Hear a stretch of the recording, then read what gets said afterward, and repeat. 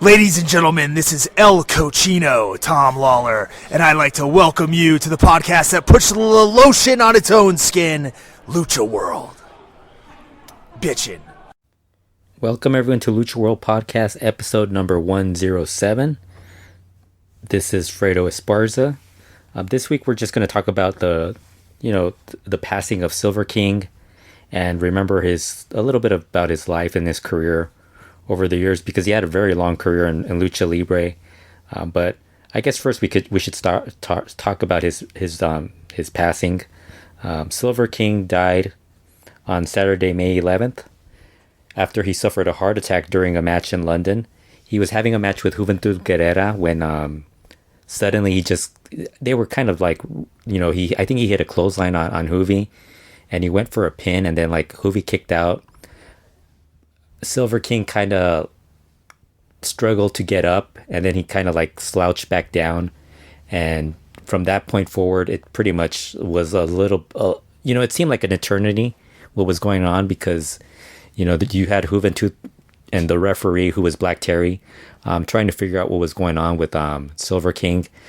He kind of tried to get up, and then all of a sudden he just slumped back down, like I said, and Juvi went in and kicked him, and then he tried to turn him over to get the pin, and it took him a little while to turn him around, got the pin. I think Black Terry kind of like paused during the count, and it kind of looked really bad.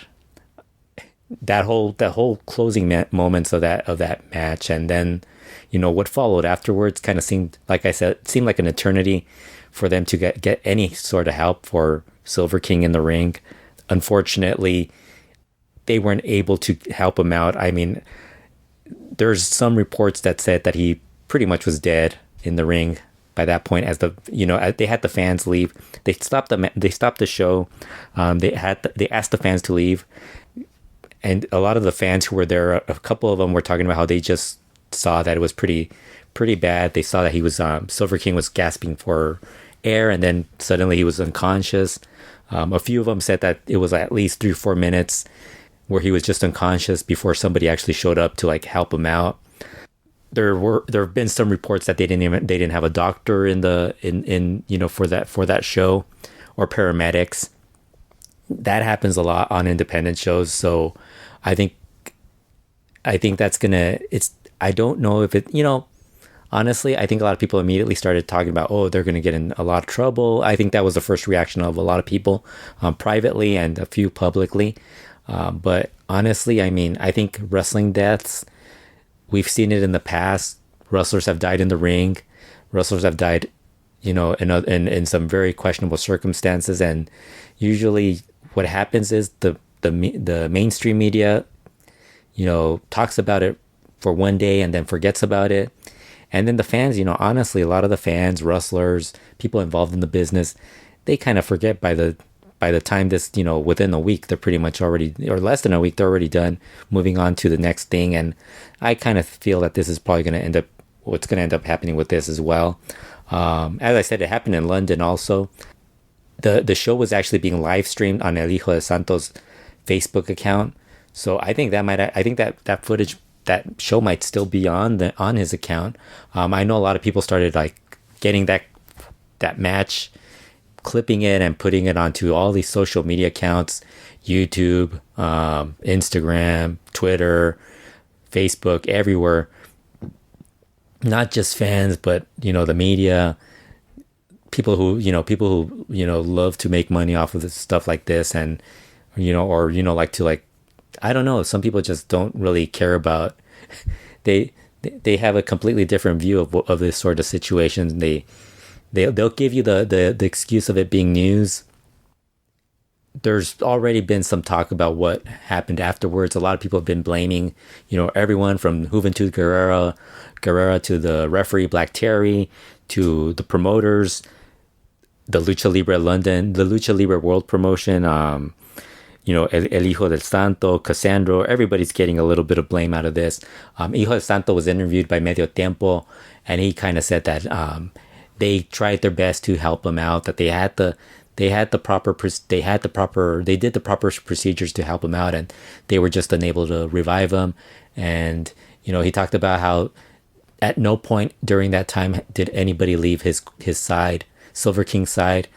And, you did see a lot of the wrestlers go up there and check on him. But, honestly, I don't really know. I think that's the one thing that everybody kind of like, they want answers. They want a possibility of this probably never happening again or shouldn't have happened. And honestly, you just don't know that this sort of thing, stuff like heart attacks, strokes, seizures, anything like that, you never know if it's gonna when that's gonna happen. And unfortunately, it happened to Silver King during a match. And I think a lot of people were talking about how the Jerry Lawler incident in on WWE Raw, when he suffered a stroke and they were able to get people there to help him.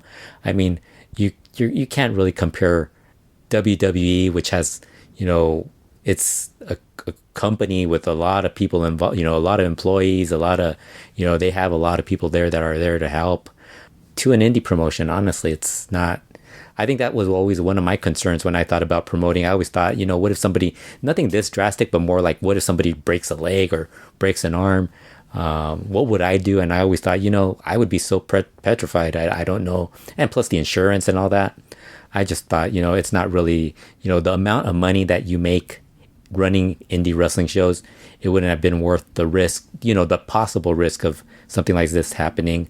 And I think you have a lot of I know when I would go to roller derby with Kurt, we would go to the roller derby and they always had paramedics there, an ambulance, and you'd see a paramedic there, and he had to sit through and watch the entire, roller derby, but he was there. And, I don't know, maybe I think there are a handful of wrestling shows that actually do have, they'll get a doctor or a paramedic, but I can't really imagine that being something that, when you're trying to get to the bottom line of actually making money or, paying the wrestlers off.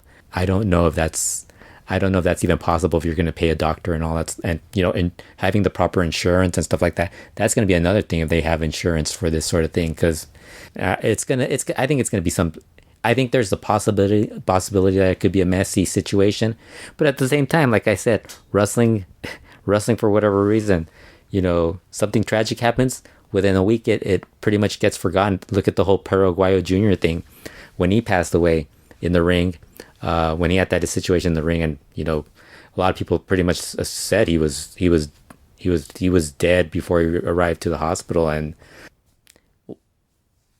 everybody was clamoring for changes, the commission, all these things they were going to do. And honestly, I don't think anything really changed. And I mean, honestly, this sort of thing is going to just, you just have to hope it doesn't happen too frequently, or if hope it never happens again. But like I said, it's happened over the years, not even in the last several years. I mean, we've had wrestling deaths going back to when Ted DiBiase's father died, Mike DiBiase, from a heart attack, and all these other wrestlers that Oro died years ago. So it's not something that I think it's been infrequent, but it's going to happen. I think right now it probably becomes a bigger deal just because there's so much news comes out so much quicker that people immediately, especially online, they immediately want to blame somebody. And sometimes, I mean, we don't even know. I mean, for all we know, Silver King could have had, he might have felt sick at one point, didn't think it was anything bad, and continued on. We don't know. I mean, how many of us have actually dealt with, I've known people who have said, I've had issues with my, I've been feeling sick, feeling under the weather. You tell them, hey, you should go see the doctor, and the first thing they say, it'll pass, and they won't go, and that's kind of something that could, honestly, I just don't really have a definitive answer. And I think everybody wants an answer, and, this is just something, it's unfortunate. And I think the one thing I will say is that I wonder if they would have had a more experienced referee, because I think a lot of people were blaming, Black Terry being the referee in the match. Black Terry is he has refereed in the past, but he's not somebody who does it frequently. And maybe somebody who, and honestly, I mean, he's a wrestler first.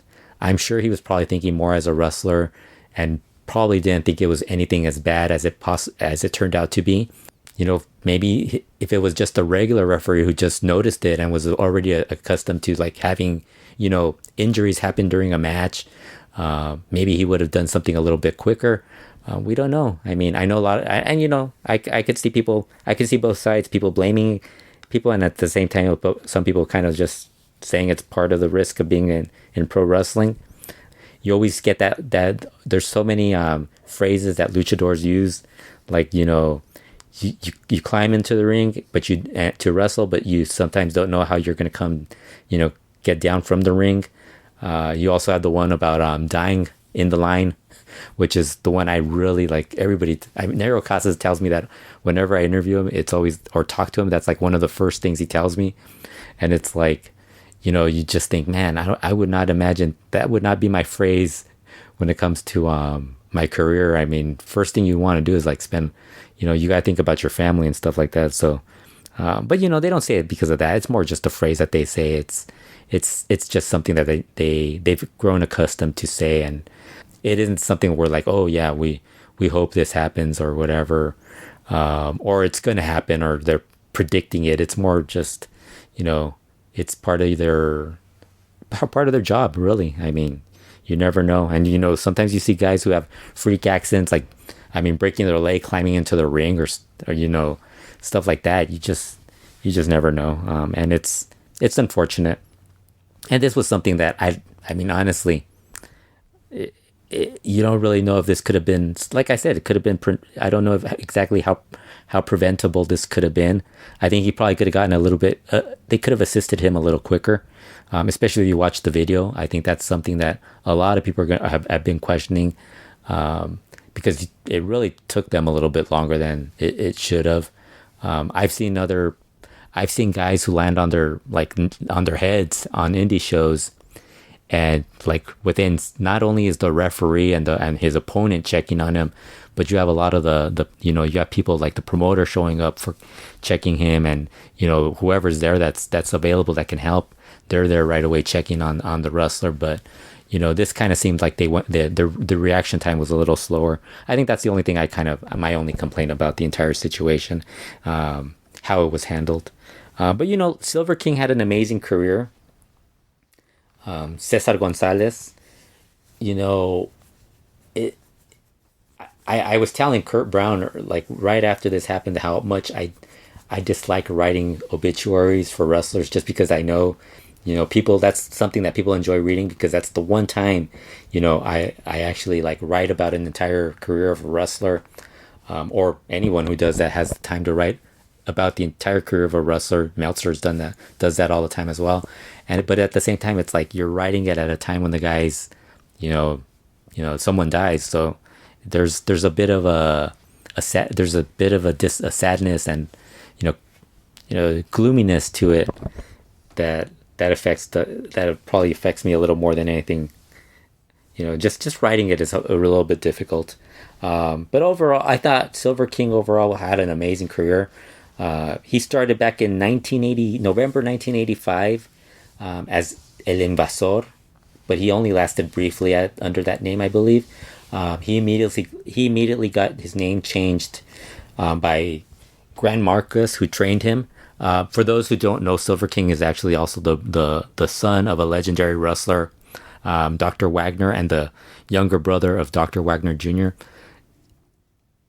So he comes from a very, very recognizable family in Lucha Libre. I wrote a whole bit on the website. You could read it on luchaworld.com.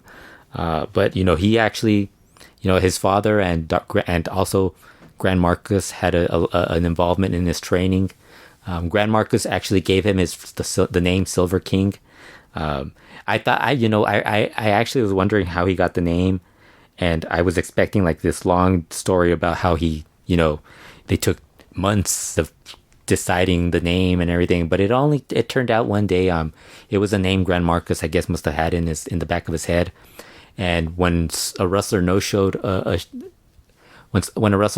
he just asked Silver King Cesar to wrestle and gave him the name Silver King, and he was like, okay. So I think he gave him just a regular mask. And afterwards, Angel Azteca was wrestling in the Torreon region around that time also. and he was also a mask maker, and he was the one that made the mask for Cesar, the Silver King mask, which was a combination of the Solitario and Kato Kung Ling mask, which also has, if you notice it, as it adds Aztec designs to it, it actually comes from the Angel Azteca mask. Some of that came into it. Silver King had said that him and his entire family, his dad, his brother, they all are very traditional in the whole, remembering the Aztecs and all their past, their ancestors and stuff like that.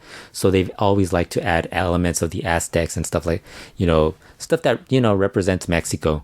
So, and you do see that a lot with both of them over the years, especially Dr. Wagner Jr. later in his career when he started adding more of that to his mask. So, very early on, Silver King was a really excellent worker.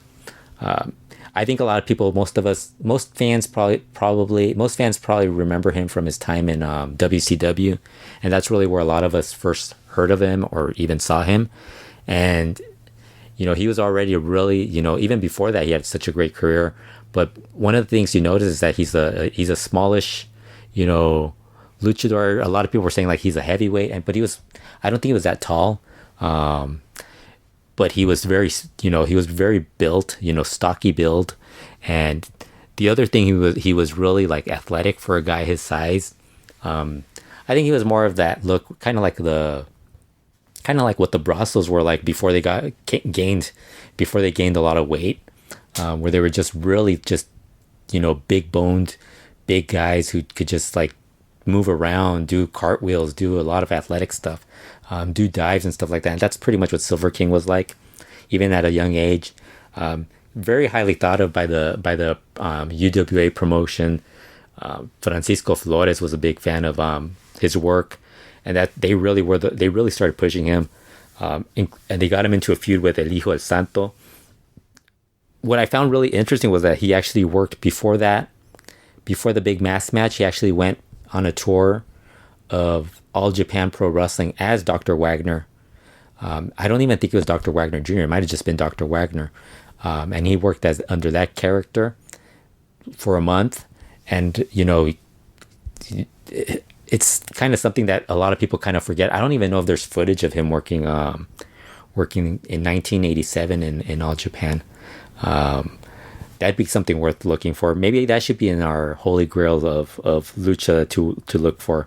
But he had a big mask match very early in his career with El Hijo del Santo in 1987. He lost his mask. And, honestly, like, I think a lot of people probably at that point didn't even realize he wrestled under a mask. And because he lost it at the age of 19. So, very early in his career, before he even became like a known, wrestler out, nationally, even in Mexico, he had already lost it. And, from that point forward, they just really pushed him in with the UWI LLI promotion, El Toreo, better known as El Toreo. I'm just going to call it El Toreo because it's so much easier to call it El Toreo. And right away, they, at around early 90 or late 89, early 90, the Misioneros were pretty much already broken up. I think Negro Navarro and Signo were teaming up with Black Power or something like that. And so Texano was on his own, and they decided to put him with Silver King and form the tag team of Los Cowboys, which was probably one of the best tag teams. One of the best tag teams, and probably one of the most underrated tag teams of the 1990s. Really fun tag team. They were just they worked a style that was very rugged, because the independent style in Mexico, it's very more aggressive, rugged, a little more brawling in it. Now, there's a lot of more, there's a different type of, when you think of brawling back then, it wasn't what it is now with chairs and shit like that. But these guys were more what you call the brawlers of that era. And they not only did that, but they also combined a lot of, they could work technical wrestling, and they also knew how to do high flying. They worked a faster pace. That was another thing. The Toreo guys worked a faster pace. CMLL is more of they work more of a traditional style.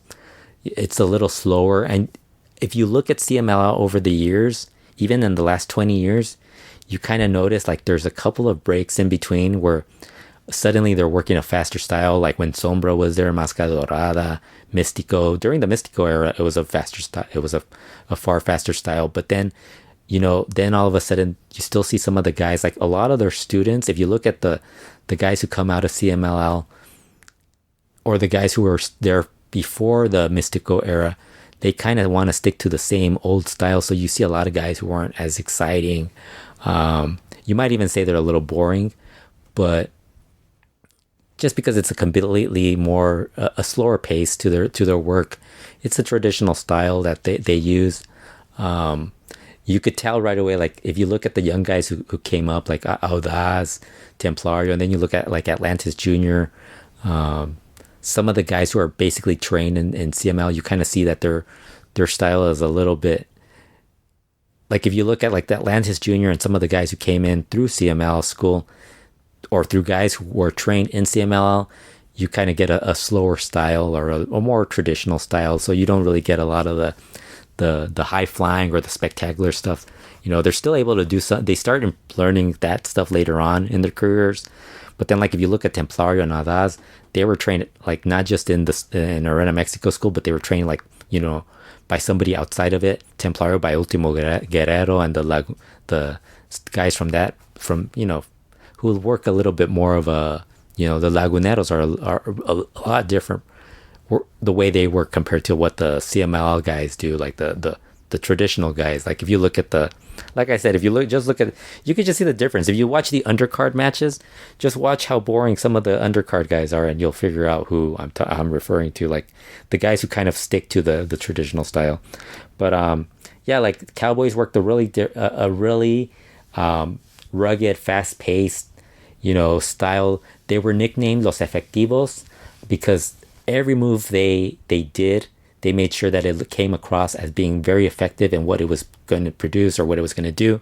They were very good, not just at doing dives, but they could catch guys. They were good bases. They were just like guys who went 100%, didn't stop, and and that was a style that was totally different to what you see from a lot of the CML guys, especially during that era. If you look at especially when the breakup with AAA happens, you see a lot of guys. It becomes more of a style that is more of like the Massacres, Pierrot, a little more of a brawling, slower style. So these guys were working at a completely faster pace. They wrestled everywhere. I mean, UWA, they were the tag champs. They were wrestling in Japan for Hamada.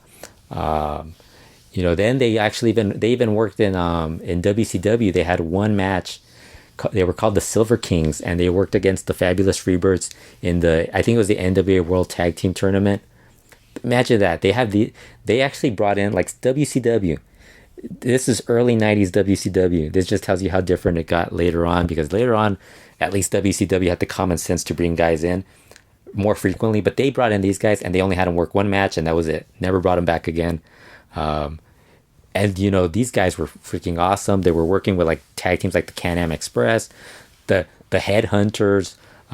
They had a lot of variety. The main event guys in UWA, if there was a combination available, they would work that combination. Then like I think with UWA kind of dying down, two things happened kind of at the same time. AAA was formed, and then UWA was also starting, to die down. So what happened was UWA and CMLL, with CML losing a lot of talent because of the AAA breakup, the guys leaving to join AAA, they needed talent, so they brought in a lot of the guys who were in UWA. You kind of see like Black Terry, like some of the like Black Terry, Los Temerarios. They kind of re-gimmicked and brought in, Black Terry doing the Guerrero Maya character. Then you had kind of like the other guys. Silver King kind of pointed out at one point in an interview that you had really four guys who came in from UWA that kind of changed the style for CMLL, and that was obviously himself, Texano, Negro Casas, and I think there was a fourth guy. I can't remember who the fourth guy was, but he was talking about how there was four of them. They changed the style, and they were a little bit more of an aggressive style. And he was talking about how you had some guys in in CML who could work that style, like La Fiera was more of that style. But then he said you had a lot of the guys who were a little bit more of a, they were working slower. They even brought back Anibal. If you guys remember, they brought back Anibal without his mask, and that wasn't good. But they had Vampiro also, who was very, very green at that point in his career, but they drew a lot with him. But so Texano and Silver King come in to CML, and they start. They really did a good job there. They won the CML World Tag Team titles. While in CML, they also started working with Victor Quiñones in Japan. They worked the Wing promotion. I think they might have worked a couple of shows in Wing, but then when Quiñones and another person started the IWA Japan promotion, that's where Texano and Silver King joined that group, and that's where really I think a lot of people. I mean, if you were a tape trader during the I would guess mid '90s to late '90s. You were probably trading for IWA Japan stuff just because they had a lot of death matches. You had, Cactus Jack there. You had Nightmare Freddy. The Gilberts being early on in that promotion. Terry Funk being there. It was more of a deathmatch promotion, but the undercard they had a lot of influence from Lucha Libre and a little bit more of the athletic junior heavyweight style. So you were getting a little more variety with Silver King and Texano versus the Headhunters. Against certain Japanese wrestlers or any luchadors that would fly in to work for them. So there was a little bit more of that. But they were splitting their time between that, and then Silver King they also added in CMLL they also added El Dandy as the third member of the Cowboys. Around this time period, Chris Jericho was working for CMLL also. They had a little bit more of they had a few more international wrestlers as well because they had Miguel Perez from Puerto Rico. I think Ricky Santana was also working there at that time as well. So you had a lot more variety in CML.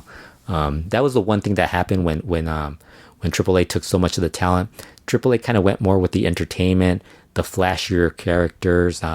They also got a lot of the younger guys who were really spectacular, like Rey Mysterio, Psychosis, Juventud Guerrera. Because a lot of people don't realize Juventud Guerrera was going to work for CMLL at one point. When this breakup happened, when this split happened, he ended up going with with the AAA people. Same thing with La Parca, LA Park. He was set to debut with CMLL, and he ended up re-debut. He was going to debut there. I think he was going to debut as La Parca, but when this happened, he ended up following Pena and all those guys to AAA. But with CMLL, they kind of went with more of a weird mix of the former ex-UWA guys joining in, and then they had a lot of the international guys. Just because I think UWA, if you recall, had a lot of that in their promotion, like the Headhunters. The Headhunters would join CMLL. But Silver King, not only was he a exceptional tag team wrestler, and then obviously part of the trios with El Dandy and Texano, but around this time in 94, 95, he had from 94 to about 96, he also was a very good singles wrestler. Had some really great matches with Apolo Dantes, Emilio Charles Jr. I think he had one with Miguel Perez Jr. Just a really great worker as a singles wrestler. But I think all of those matches there's at least one match out of those on YouTube. I think the one that I would definitely recommend is the Apolo Dantes match, and also I think the Emilio Charles Jr. one is also really good. But he became the CMLL World Heavyweight Champion as well. So they thought of him highly enough where he was really one of the best workers at that point in Mexico. I would say from about 94 to 97, he was one of the top 5 workers in Mexico by that point. So he was really talented.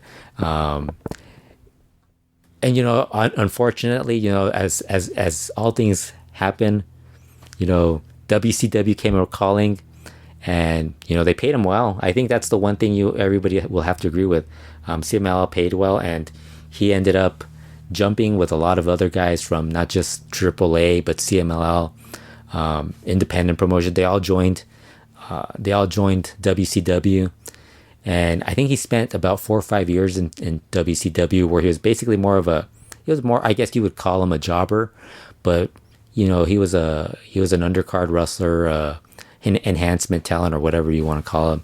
I don't know what the term would be now that they call him, but most people just call him jobbers, because he basically lost all the time to like whoever, his primary role was to be in lucha trios matches, wrestling against cruiserweights or losing to like somebody who was a bigger star, and but he was a very good worker. I think that's the one thing everybody would agree with me about his time in WCW. He may have not been used properly, but or never given a big opportunity, but he did get to. He was still an excellent wrestler, and he showed it. He had a couple of great matches with Rey Mysterio. He actually said one of his favorite matches, or one of the matches he considers one of the best ones he's ever had, was a match against Rey Mysterio Jr. at the Astrodome. It was a Monday Nitro. I think it was in late 1998. And it was only 3 minutes. It was like less than 4 minutes, somewhere in the 3-4 minute mark.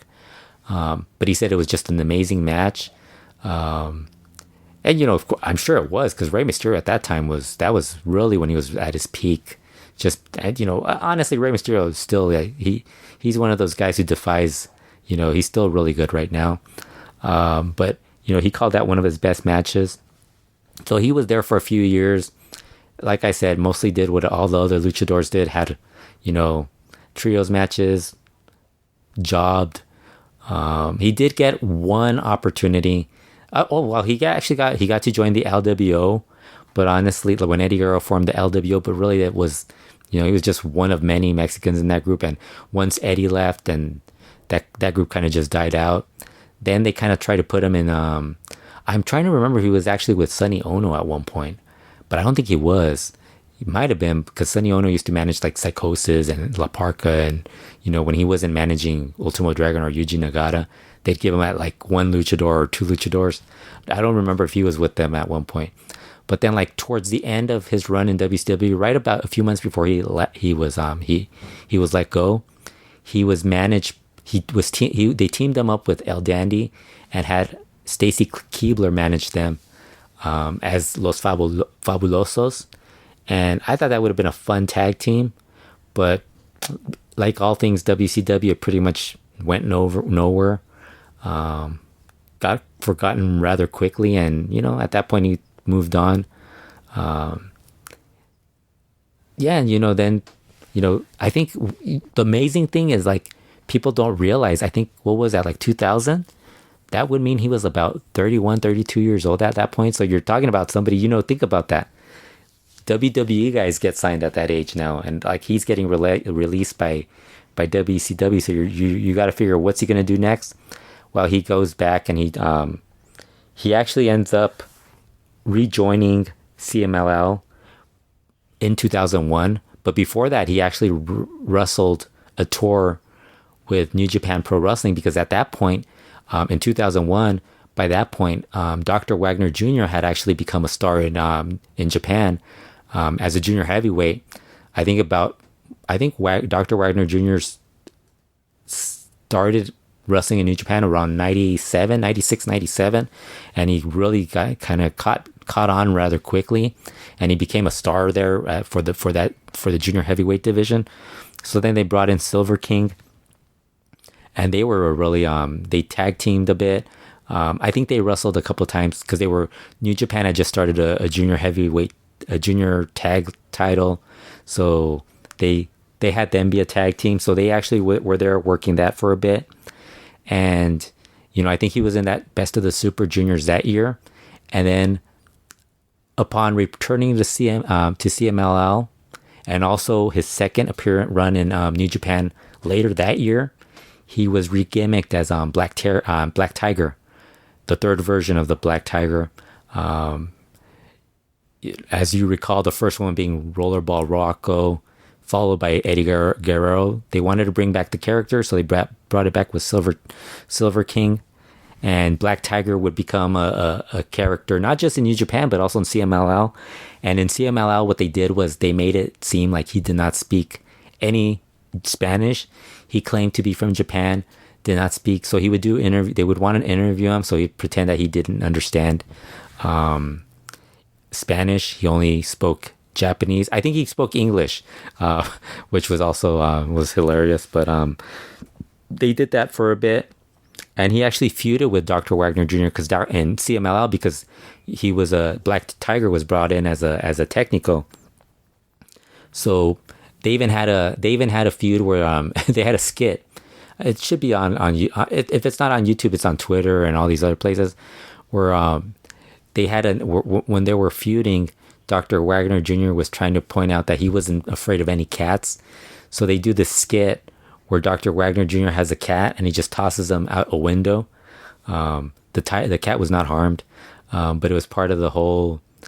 It's a skit that everybody remembers from that era, and so that kind of became his thing. And I think he was Black Tiger for a few years. They would feud and then they reunited when I think Black Tiger turned heel and teamed up with Dr. Wagner Jr. and Universo 2000 to win the CMLL World Trios titles.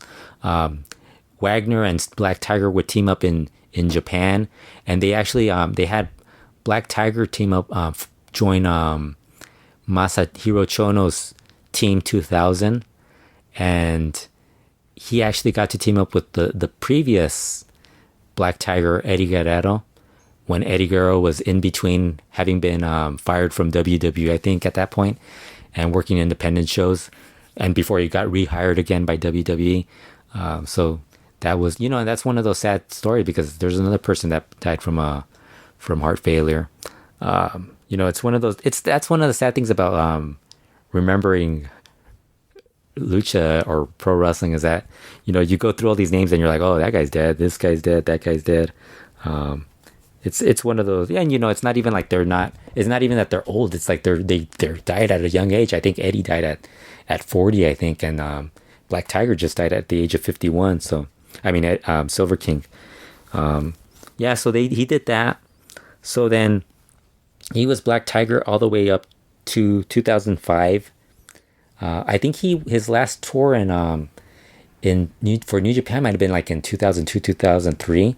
So he was already long gone from that promotion, and he was still using Black Tiger in CMLL when one show suddenly they were going to introduce a new wrestler named Bronco. And what happened was New Japan had decided they hadn't been using a Black Tiger, but they wanted to bring back the gimmick. And I think it might have been because they had signed Tiger Mask, the one from Michinoku Pro, who's now the Tiger Mask of now in New Japan. I think they had just signed him and they wanted to bring back the character Black Tiger, and they gave it to Rocky Romero. So then I guess they must have told CML they can't use the Black Tiger character. So then CML decided rather than just bring him back as Silver King, they decided to re-gimmick him as Bronco. And they debuted him in a match where they also debuted a guy who had just left AAA. A guy who, totally did not fit the CML style at that point, and guys did not want to work with him. And of course, that is Electroshock. He debuted as Electro, and the match was a total failure, a complete mess. Nobody wanted to work with Electroshock in the match. They were wrestling the girls del Infierno. They did not want to work with him. It just was a horrible mistake. Bronco, the character, never really did anything. I think it ended up being like a middle, like in the fourth match character. And, I think at that point he kind of decided he was kind of starting to like lose interest. He knew where he was in CMLL and was contemplating, whether or not to leave. But around that time, look what happened, that he was asked, he was told about a tryout or an audition or casting call, whatever you want to call it, for a new movie that was gonna be about lucha libre, and of course that ended up being Nacho Libre. He ended up taking on the role of Ramses. He was talking about how he actually did 4 casting calls or something, with different people involved. Like I think they go through the first couple of processes, they go with a lot of people. Then afterwards, they dwindle down the number of people that they have, and then finally, the final one is pretty much who's they locked in on a handful of people, and he was one of the last people that was there, and he ended up getting the role of Ramses, and he was in the movie. The movie premiered in 2000. I think it was in summer of 2006. Jack Black played the lead role of Ignacio, in Nacho Libre. A lot of people, some people liked the movie, some people didn't like the movie. But honestly, Silver King he actually wrestled as Ramses a few times, even on this last trip of London trip, the tour with London. He worked as Ramses that very day. Earlier in the day, he actually wrestled as Ramses. So he basically was wrestling. At one point, he was using the Ramses character. I think he was still using the Black Tiger character on Independence, Bronco and CMLL, and he was still Silver King. So he basically at one point might have had 4 characters he was using. So he goes and films the movie. I think it was 2 months in Oaxaca, and returns. I think he returned to CMLL for a few shows as Bronco, and then he leaves, and on the Independence, he decides he's going to drop the Black Tiger mask to LA Park. They ended up doing that match in his hometown in his home, region of Torreon. He lost the mask to LA Park. That match is definitely on. You could find that online on YouTube. But it was funny because right after that, he ended up joining AAA in 2008. He wrestled a bit as an independent prior to that. I think him and his brother, Dr. Wagner Jr., might have promoted a few shows. I think they were running a lot shows as Wagner Mania or something like that. I think there might have even been one show, because I remember around that time also Cibernetico might have promoted a show as Bizarros or something, and it just totally burnt. It totally flopped. It wasn't successful. Same thing with Silver King, Dr. Wagner Jr.'s promotion, because at that point, I think around that, from 2005 through 2008, Dr. Wagner Jr. had this really crazy rabid following online. Right around the time the internet started to grow in Mexico, he had this fan following of the Wagner Maniacos, Wagner Mania. There were even websites dedicated to him, and I think one of the guys who ran one of those websites was one of the people that promoted the shows with them, helped in some form promote those shows. But they didn't really do that well. He worked a lot of independent shows. Then he finally joined AAA in 2008. And what would he do in joining AAA? In 2008, he would go back to wearing his Silver King mask.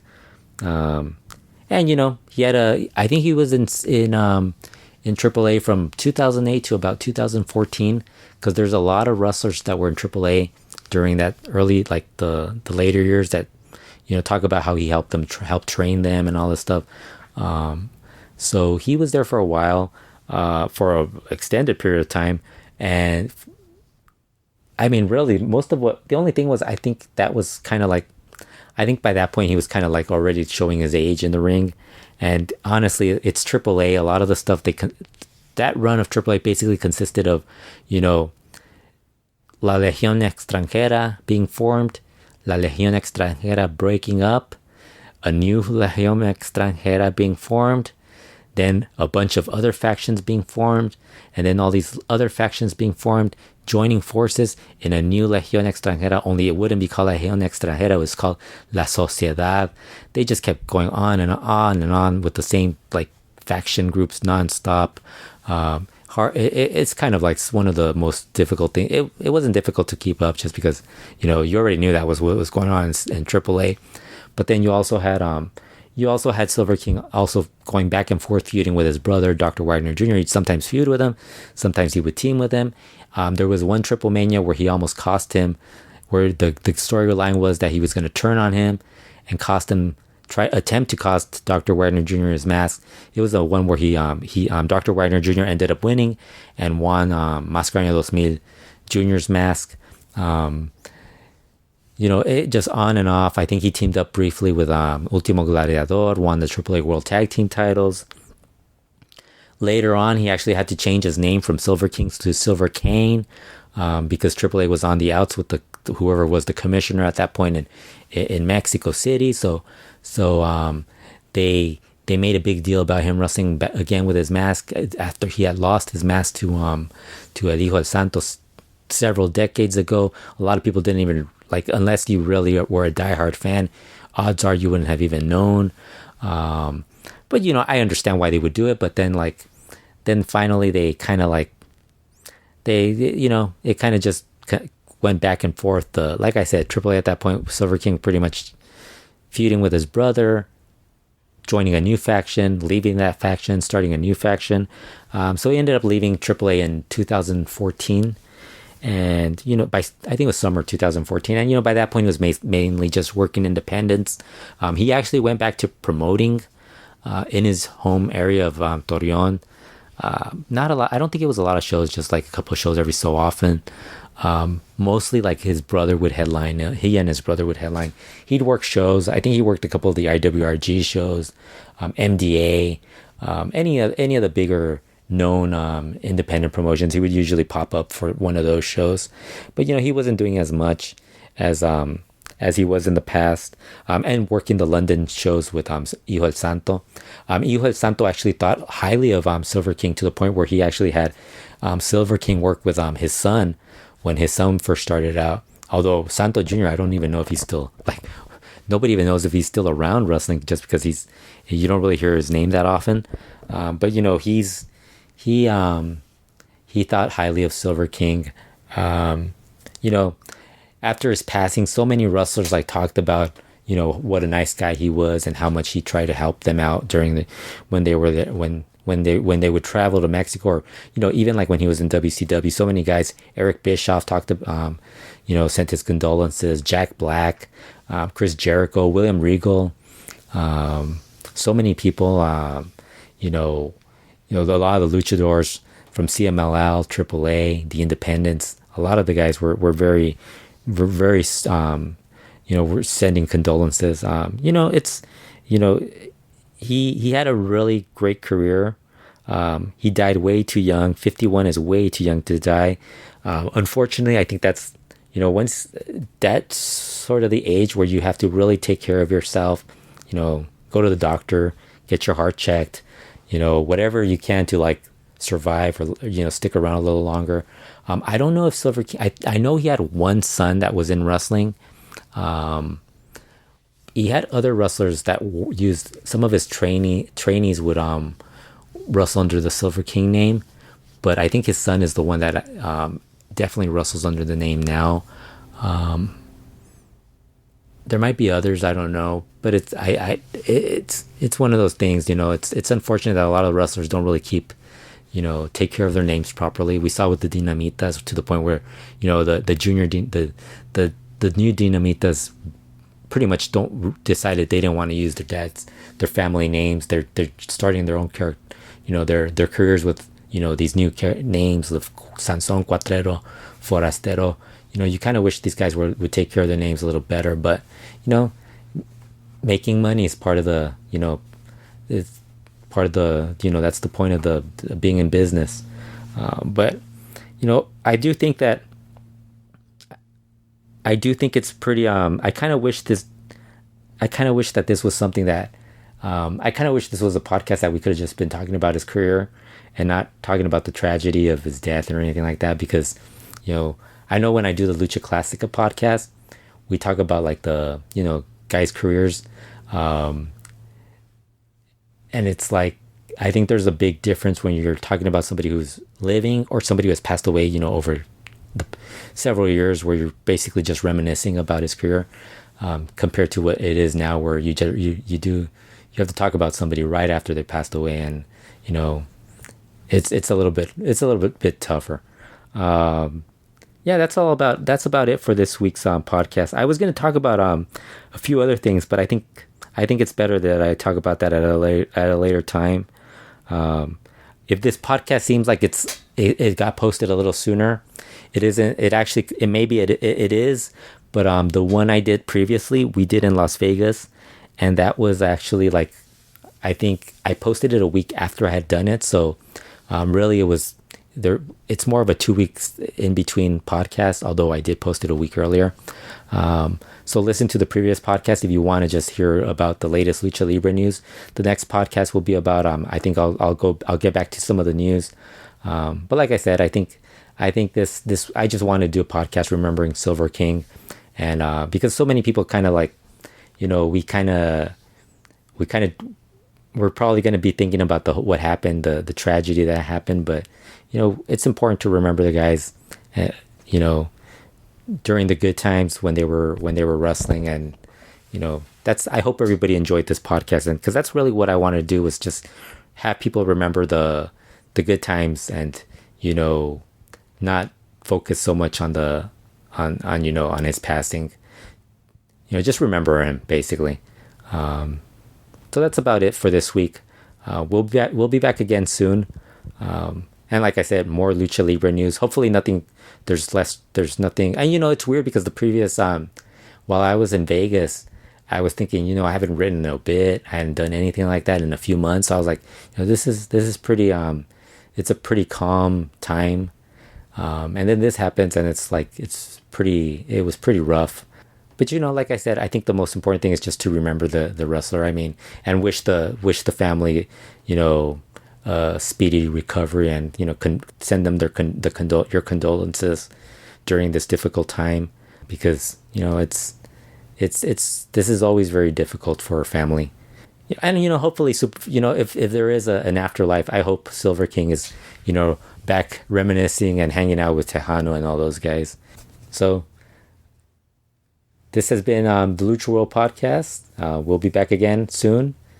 So long.